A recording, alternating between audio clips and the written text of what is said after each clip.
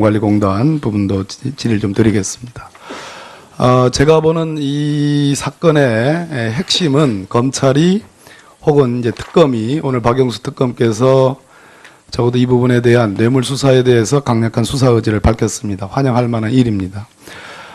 지난번 진경준 검사장 건과 관련해서 2005년도에 문제가 됐고 최근까지 10년 동안 문제가 되어 왔습니다. 당초 공소시효가 완료됐다고 검찰의 관계자들이 여러 차례 얘기를 했지만 결국은 국민의 여론에 못 이겨서 포괄 일죄로 해서 기소를 했습니다.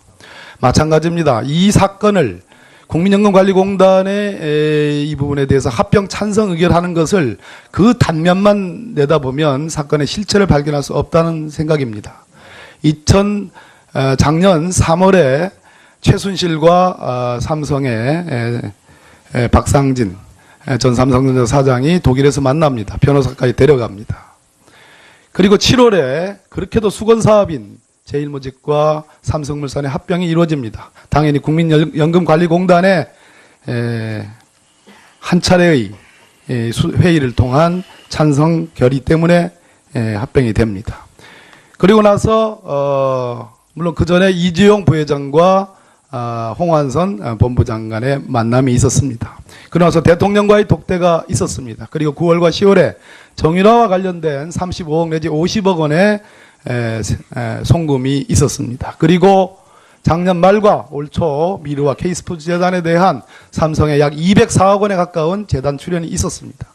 그리고 여기 옆에 나와 있는 지금 본부장 성함이 계시지만 삼성의 소위 갤럭시 7 문제가 터졌습니다.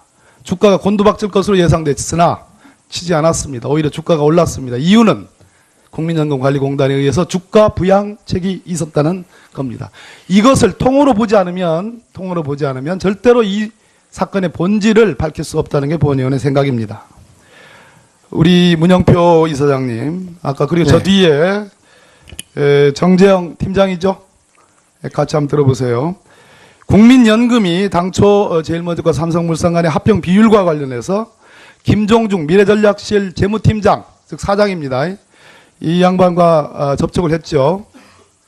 그 당시에 합병 비율에 관해서 삼성이 이건 합병 비율, 즉 1대 0.3은 좀 과한 거 아니냐, 문제가 있는 거 아니냐라고 했는데 삼성 측에서 이 부분에 대해서 거부한 건 맞죠?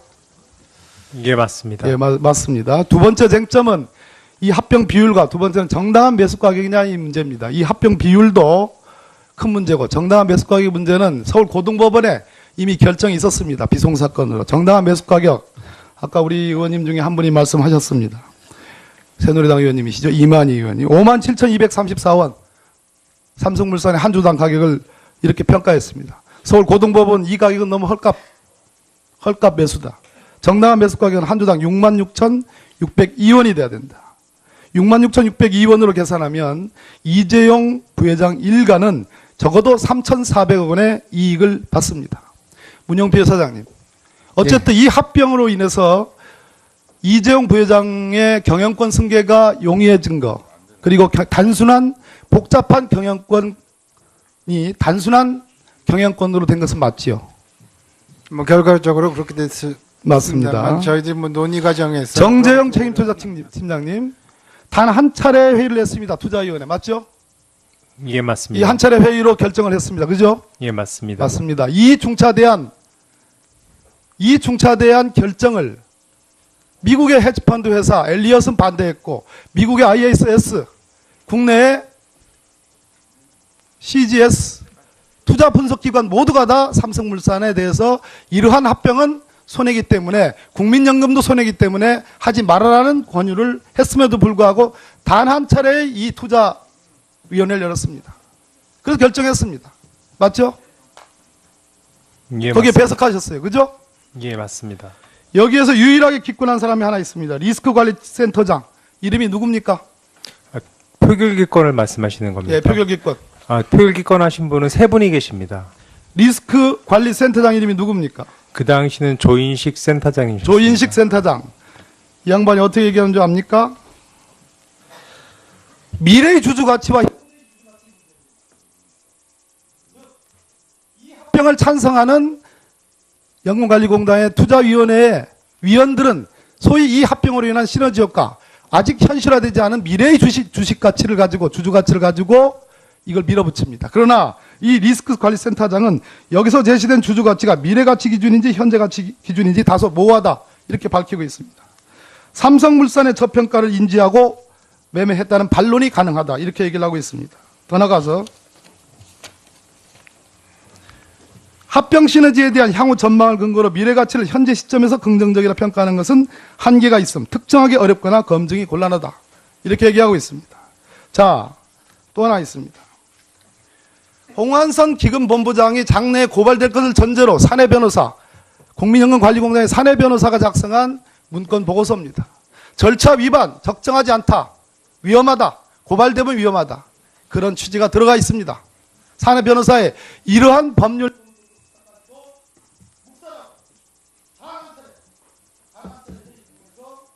전격적으로 삼성물산의 합병을 해준 기관이 바로 국민연금관리공단. 이 점에 대해서 정재현 팀장 배석하셨죠? 예, 배석하였습니다. 본인은 배석한 사람이지만 리스크관리팀장의 이 견해, 현재 가치와 미래 가치를 있을 때 미래 가치에 대해서 불분명한 이러한 개념으로 이것을 밀어붙이는 적절하지 않다라는 이 견해에 대해서 정재현 팀장은 어떻게 생각하고 있습니까? 사람마다 가치관이 다르다고 봅니다. 주식시장이라는 것이 사람마다 그 밸류를 평가하는 기준이 다르기 때문에 모든 사람이 다를 수가 있습니다. 그래서 그분의 판단은 그분의 그 합리적인 기준에 따라서 판단하신 거고요.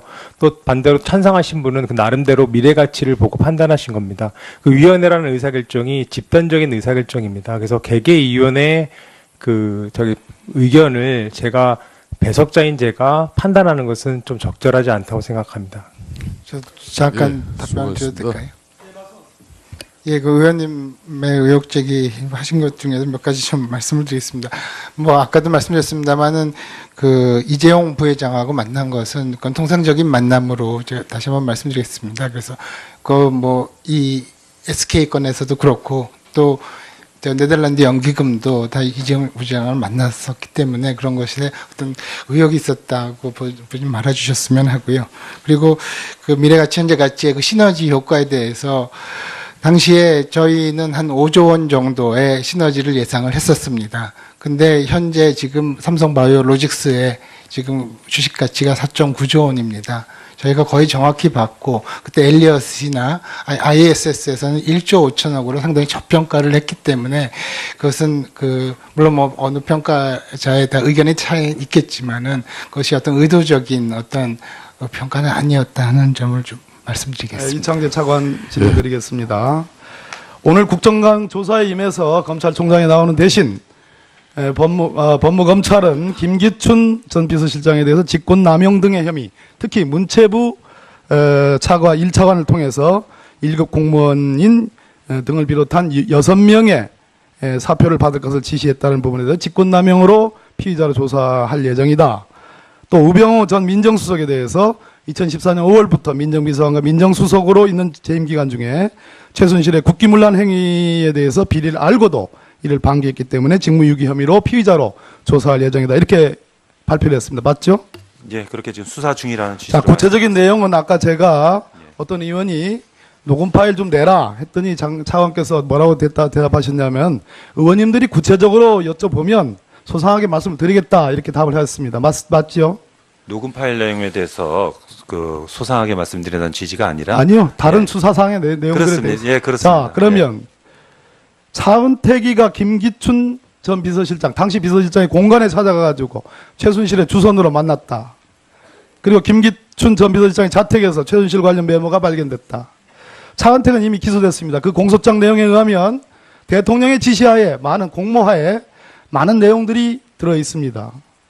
이 부분도 김기춘 전 비서실장 수사할 용의가 있습니까? 수사하고 있습니까? 네, 그런 부분이 지금 김기춘 전 비서실장에 대한 의혹의 중요 부분이기 때문에 조사 수사 내용이라고 보면 되겠습니까? 예, 그것이 구체적으로 어떤 혐의로 연결될 수 있을지는 더 알아봐야 보고 있습니까? 살펴보고 있는 걸로 알고 살펴보고 있다. 수사하는 걸로 받아들이겠습니다. 우병우 지금 개인 변호사로서 1년간 있었는데요. 수임사건 비리와 관련해서 효성 형제인안에 개입해서 조현문 전 부사장을 대리한 건이 언론에 보도됐습니다. 추산해보건대 지방소득세에 따른 소득분을 역산해 보니까 순수익은 약 60억 원. 순수익이 60억 원이라면 대충 변호사 한 사람들은 총 수입이 약 100억 원 이상이다. 홍만표 전 검사장은 1년 4개월 동안의 변호사 기간 중에 약 100억 원 정도 매출을 올렸고 그중에 10억 탈세 혐의로 구속됐습니다. 1년 4개월이요. 우병호 전 민정수석은 불과 1년 만에 100억 원대의 수임을 한 것으로 보입니다. 이 부분에 대한 수사하고 있습니까? 예, 그런 부분 살펴보고 있습니다. 살펴보고 있다. 예. 수사하는 걸로 알겠습니다. 차은택의 비위, 일감 수주, 대기업으로부터 일감을 강취한 수주와 관련돼서 우병우 민정수석 산하에 있던 창성동의 특감반이 적발을 했습니다. 그러나 우병우 전 민정수석이 특별한 조치를 취하지 않고 묵인했다, 방치했다라는 의혹이 구체적으로 나오고 있습니다. 이 부분에 대한 수사하고 있습니까? 언론에서 지금 다양한 의혹을 제기하고 있는데요. 그런 부분에 대해서 다 수사를 정확히 알아보고 있는 것이 맞습니다. 수사를 하고 있다고 표현하면 될 텐데 살펴보고 있다, 언론에서 알아보고 있다. 이게 무슨 그게 이제 구체적인 당당하게 말하십시오. 당당하게. 당당하게 말씀드립니다만 이제 예, 구체적인 수사하고 의혹이 있죠. 혐의가 구성이 되는 게 있고 안 되는 게 있는데 일률적으로 답변드리기가 부담스러워서 그렇습니다. 자, 정호성 정 비서관의 녹음 파일 중에 검찰 수사에 대한 대응 방안, 또 VIP 지시상에 대한 법적 검토와 같은 마치 증거인멸을 유도하는 내용들이 들어있다는 보도가 있었습니다.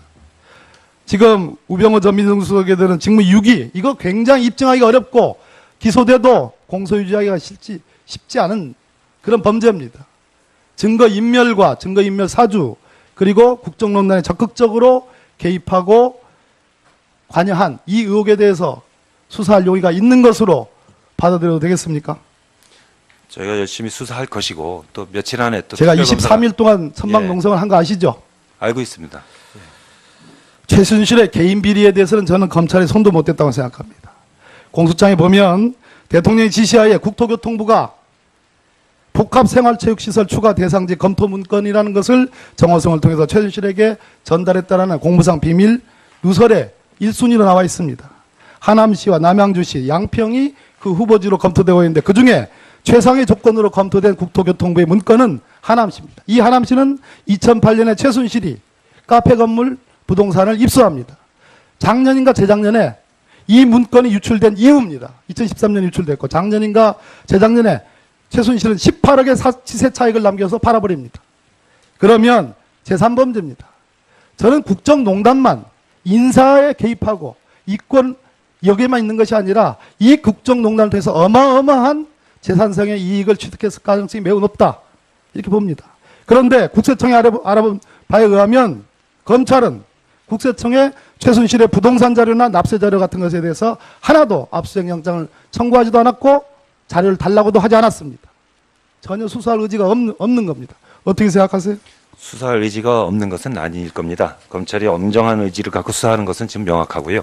다만 중요 사건에 수사하다 보니까 미처 손길이 안 간 부분이 혹시 있을지는 모르겠습니다만 모든 의혹 부분에 대해서 철저히 조사할 것으로 알고 약 있습니다. 한 달 이상을 놀았습니다. 형사 8부에 배당하셔가지고 한 달 이상을 손을 놨습니다. 태블릿 PC가 터지고 나서 국민의 여론이 비등하니까 검찰이 떠밀려서 한 수사입니다. 대통령을 10개 항목 이상으로 공범이다. 이 국정농단의 주범이 대통령이다라는 검찰의 공소장은 평가합니다. 그러나 증거인멸할 기회를 다 주고 지금 제가 말씀드린 최순실에게 국정농단을 하고 이권에 개입한 개인 비리 어마어마할 겁니다.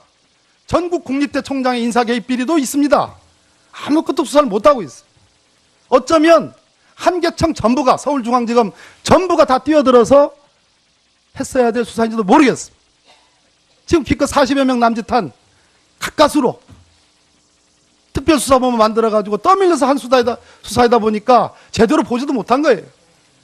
무슨 얘기냐? 국정농단 밑에 있는 구체적인 인사 개입과 이렇게 사적으로 이권에 개입해가지고 해먹은 이 개인적 비리 행위라는 탄탄한 기반 수사가 없으면 현재 기소되어 있는 이 국정농단 행위에 대한 기소는 사상 누각일 수 있다. 법률 전문가로서 드리는 말씀입니다. 이거 어떻게 할 거냐? 특검은 내일 모레부터 시작하는데. 이 점에서 해서 김순환 검찰총장이 지휘하는 현 검찰의 수사에 대해서는 맹성할 필요가 있다. 이런 생각. 예, 검사가 45명 투입돼서 하는 것이 결코 작은 규모가 아닙니다. 제가 기억하는 한도 내에서는 그런 규모의 수사팀을 본 기억이 없습니다. 철저히 수사를 했었고, 위원님이 지적하시는 그런 부분에 대해서도 빠짐없이 남은 기간 동안도 살펴보도록 그렇게 하겠습니다. 예. 그러면은 박범계 더불어민주당 간사님께서 의사진행 발언 시작하여 주십시오. 네, 박범계 의원입니다.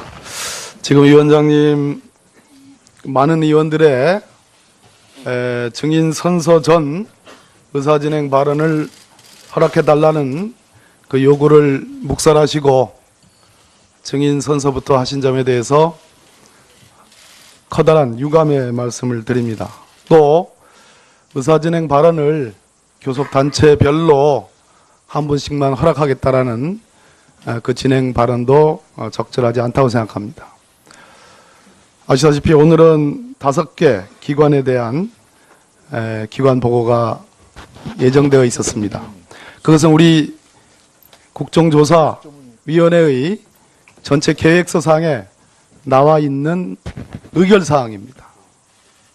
대검찰청이 기관으로서 오늘 기관 보고도록 하도록 문건에도 되어 있습니다. 그럼에도 불구하고 오늘 증인석에는 그 어디에도 대한민국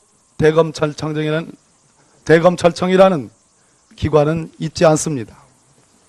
이것은 국회의 의결과 법적 효력에 버금가는 국회의 의결을 정면으로 위반하고 무시한 겁니다. 증인 출석을 거부한 겁니다. 대검은 국회에 보낸, 저희 국조특위에 보낸 불출석 사유서로 대검 총장이 혹은 차장, 반부패 부장이 이곳 국정조사장에 나와서 구체적인 증언을 하는 것이 오히려 정치적 중립성을 훼손할 가능성이 있다고 지적을 했습니다. 또한 전례로도 국정조사특위에 나온 전례가 없다라고 얘기했습니다. 아시다시피 어제 국회는 2명의 특검 후보를 대통령에게 추천했습니다. 오늘은 대통령이 2명의 특검 후보 중에 한 사람을 임명할 것입니다. 적어도 오늘이 아니라도 내일, 모레 중에는 임명을 해야 됩니다. 이 얘기는 무슨 얘기냐 하면 이제 검찰의 수사는 종료 시점에 와 있다는 얘기입니다. 더 수사를 하고 싶어도 하지 못하는 상황이 되어 있습니다. 수사 만료 시점에 와 있습니다.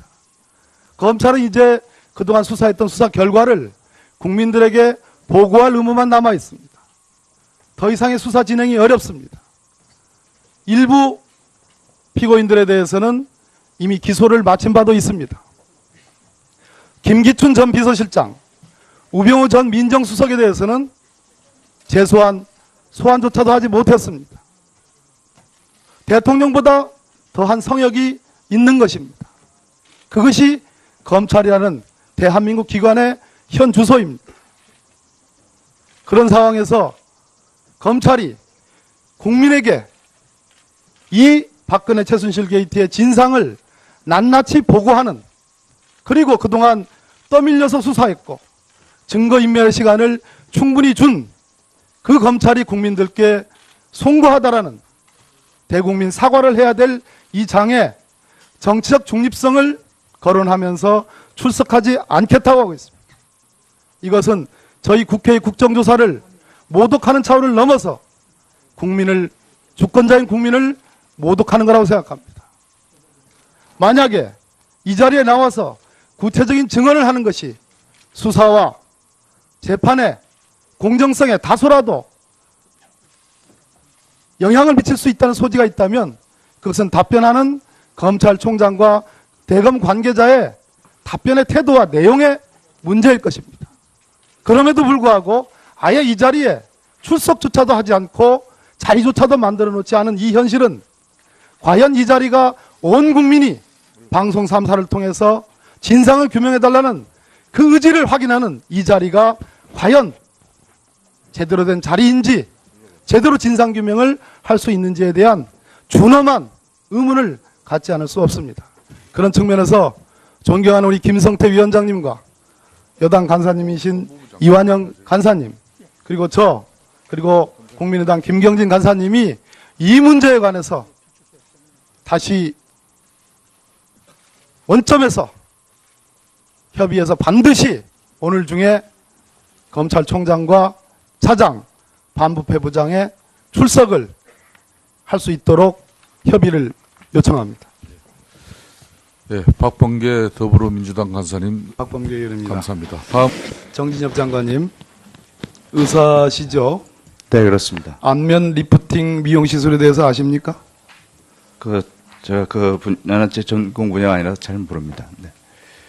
이런 미용 시술이 강남의 여러 전문 병원에서 소위 처진 얼굴, 주름 네. 이런 것을 없애기 위한 시술로 많이 광고되고 네, 네. 그런 걸 알고 계시죠? 예, 그런 시술이 있다는 이 건 알고 기법에는 두 가지 녹는 실을 이용한 기법과 그렇지 않은 실을 이용한 기법이 있다고 그럽니다. 처음 듣는 말씀인가요? 있습니다. 실을 쓴다는 얘기는 들었습니다.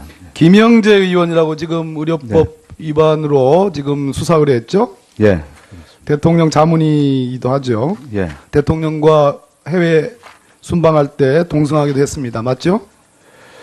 이 네. 김영재 의원이 성형수술에 쓰이는 실, 소위 녹아 없어지는 실을 특허낸 것도 알고 계시죠?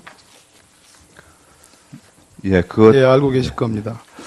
여기 저 청와대가 구매한 의약품 중에 참 뭐 이런 주사제가 있을까 싶은데 그 중에 애토미 알고 계시죠? 네, 이것도 국소 마취제입니다. 맞죠? 에토미데이트는 국소 마취제는 아니고요. 아닙니까? 전신유도 마취제. 자, 대한 리도카인 염산염 국소 마취제죠. 예, 그건 국소 마취제입니다. 보통 미용과 관련해서 점을 뺀다든지 그래서 리도케인- 통증에 민감한 사람들에게 많이 하는 그 국소 마취제죠. 예, 리도케인은 점 뺄 때는 여기 뭐점뺄때 구입했던 아니더라도 엠라라는 걸 주로 쓰고요. 소위 안면 리프팅 미용 시술을 하는데 네, 이러한 극소 마취제를 쓰죠. 광고에 다 나와 있는 네, 얘기입니다. 그럴 거라고 생각됩니다. 네. 자, 김영재라는 사람이 있습니다. 진료기록부를 없애서 의료법 위반 혐의로 지금 네. 수사 의뢰가 됐습니다. 예, 진료 기록 대통령의 허위 동승했고 작성으로 대통령의 저희가 자문입니다. 고소했습니다. 네. 청와대는 김영재와 관련이 있습니다. 대통령은. 그리고 리도카인 염산염이라는 극소 마취제를 구입을 했습니다. 어떻게 생각하십니까? 제가 뭘 묻는지 아시겠죠? 왜 국민들이 세월호 7시간에 대해서 그 배가 그래도 기울고 있었지만은 서서히 바닷속으로 들어가는 그 순간 대통령 2시간 동안 연락 두절이 됐습니다. 무언가? 도대체 무엇 때문인가? 흔히 말하는 무슨 무속인이 뭐라면 연락을 해서 올 수도 있었다고 생각합니다. 그런 의혹도 가시지 않았습니다. 그런데 연락을 아무리 하려고 해도 보고받지 못하거나 연락이 닿지 않거나 반응할 수 없는 상태였다면 이 문제는 자연스럽게 풀립니다.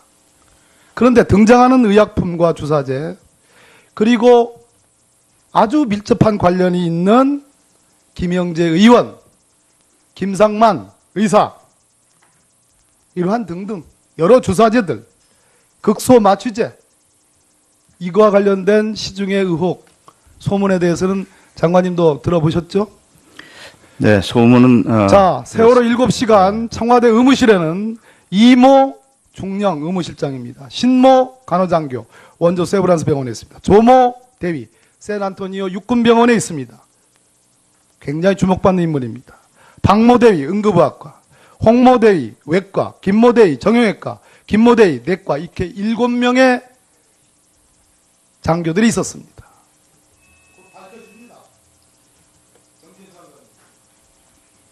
네, 저는 뭐 그 내용에 대해서는 저희가 아는 바가 없어서 지금 뭐라고 특별히 말씀드리기는 어려울 것 같습니다. 궁금하지 않으세요? 근데 지금 네. 궁금합니다. 네.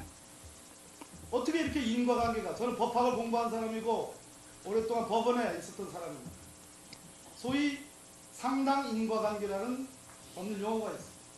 어떻게 등장하는 인물과 등장하는 재료와 등장하는 시간이 어떻게 이렇게 상당 인과관계가 있을 수 있는가라는 이 점에 대해서 주목하고 의심하고 있습니다. 의혹을 갖고 있습니다. 엄청난 얘기 아니겠습니까? 어떻게 생각하세요?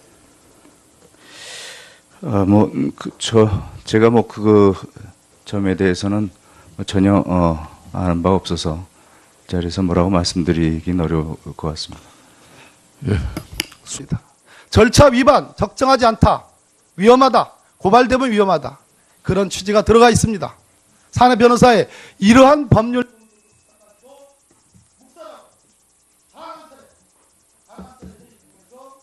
전격적으로 제일모직과 삼성물산의 합병을 해준 기관이 바로 국민연금관리공단. 이 점에 대해서 정재현 팀장 계속하셨죠? 예, 배석하였습니다.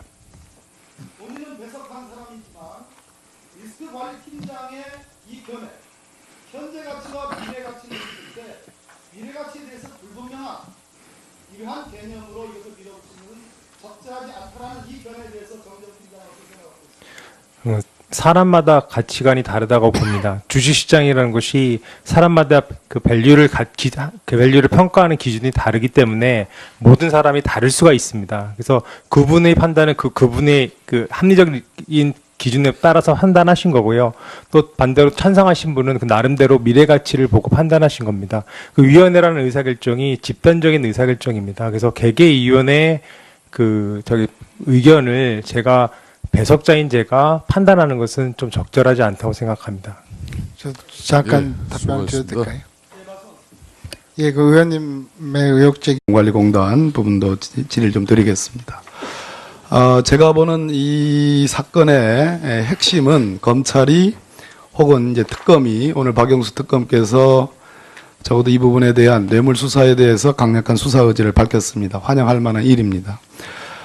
지난번 진경준 검사장 건과 관련해서 2005년도에 문제가 됐고 최근까지 10년 동안 문제가 되어 왔습니다. 당초 공소시효가 완료됐다고 검찰의 관계자들이 여러 차례 얘기를 했지만 결국은 국민의 여론에 못 이겨서 포괄 일죄로 해서 기소를 했습니다. 마찬가지입니다. 이 사건을 국민연금관리공단의 이 부분에 대해서 합병 찬성 의결하는 것을 그 단면만 내다보면 사건의 실체를 발견할 수 없다는 생각입니다. 작년 3월에 최순실과 삼성의 박상진 전 삼성전자 사장이 독일에서 만납니다. 변호사까지 데려갑니다. 그리고 7월에 그렇게도 수건사업인 제일모직과 삼성물산의 합병이 이루어집니다. 당연히 국민연금관리공단의 한 차례의 회의를 통한 찬성 결의 때문에 합병이 됩니다. 그리고 나서 물론 그 전에 이재용 부회장과 홍완선 본부장 간의 만남이 있었습니다. 그러고 나서 대통령과의 독대가 있었습니다. 그리고 9월과 10월에 정유라와 관련된 35억 내지 50억 원의 송금이 있었습니다. 그리고 작년 말과 올 초 미르와 K스포츠 재단에 대한 삼성의 약 204억 원에 가까운 재단 출연이 있었습니다.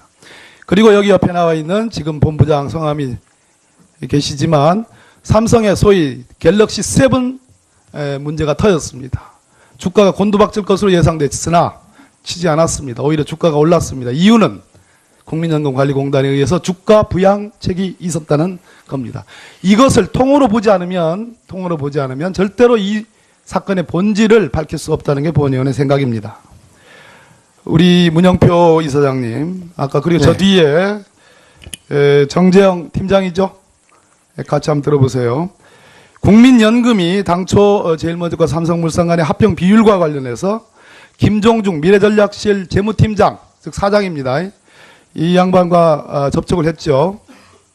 그 당시에 합병 비율에 관해서 삼성이 이건 합병 비율, 즉 1대 0.35는 좀 과한 거 아니냐, 문제가 있는 거 아니냐라고 했는데 삼성 측에서 이 부분에 대해서 거부한 건 맞죠?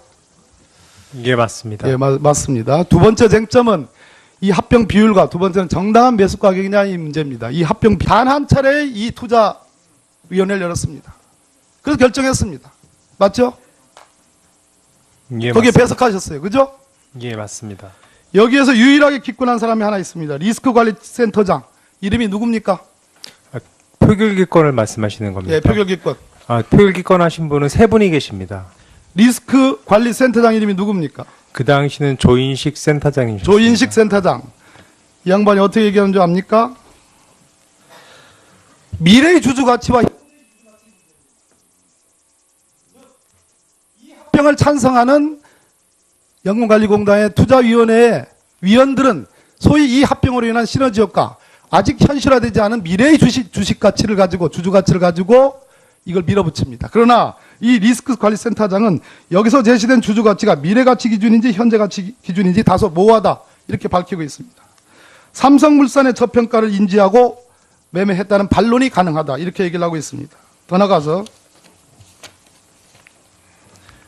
합병 시너지에 대한 향후 전망을 근거로 미래 가치를 현재 시점에서 긍정적이라 평가하는 것은 한계가 있음, 특정하기 어렵거나 검증이 곤란하다, 이렇게 얘기하고 있습니다. 자, 또 하나 있습니다. 홍한선 기금본부장이 장래에 고발될 것을 전제로 사내 변호사, 국민연금관리공단의 사내 변호사가 작성한 문건 보고서 이율도 큰 문제고, 정당한 매수가격 문제는 서울고등법원에 이미 결정이 있었습니다. 비송사건으로. 정당한 매수가격, 아까 우리 의원님 중에 한 분이 말씀하셨습니다. 새누리당 의원님이시죠. 이만희 의원이 57,234원 삼성물산의 한 주당 가격을 이렇게 평가했습니다. 서울고등법원 이 가격은 너무 헐값 매수다. 정당한 매수 가격은 한 주당 66,602원이 돼야 된다. 66,602원으로 계산하면 이재용 부회장 일가는 적어도 3,400억 원의 이익을 받습니다. 문영필 사장님. 어쨌든 이 합병으로 인해서 이재용 부회장의 경영권 승계가 용이해진 거, 그리고 단순한 복잡한 경영권이 단순한 경영권으로 된 것은 맞지요? 뭐 결과적으로 그렇게 됐습니다. 맞습니다. 저희들이 뭐 논의 과정에서 정재영 책임투자팀장님, 단 한 차례 회의를 했습니다. 투자위원회. 맞죠? 예, 이 맞습니다. 한 차례 회의로 결정을 했습니다. 그죠? 예, 맞습니다. 맞습니다. 이 중차대한 결정을 미국의 헤지펀드 회사 엘리엇은 반대했고, 미국의 ISS, 국내의 CGS 투자 분석기관 모두가 다 삼성물산에 대해서 이러한 합병은 손해기 때문에, 국민연금도 손해기 때문에 하지 말아라는 권유를 했음에도 불구하고